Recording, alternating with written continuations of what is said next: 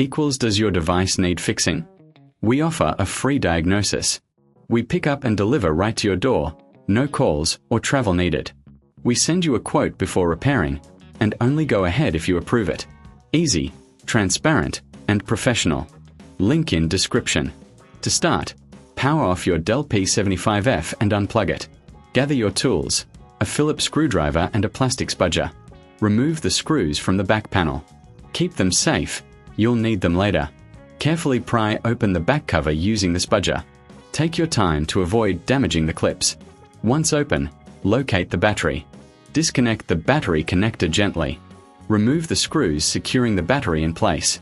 Lift the old battery out. Before installing the new one, clean the internal area with a soft cloth. This helps prevent dust buildup. Place the new battery in position and secure it with screws. Reconnect the battery connector. Now, replace the back cover and screw it back on. Power on your laptop to ensure everything works.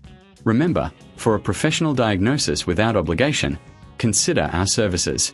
We offer pickup and delivery at your home, so no calls, no travel. Get a quote before repair to know the costs upfront. Enjoy your refreshed device. Does your device need fixing?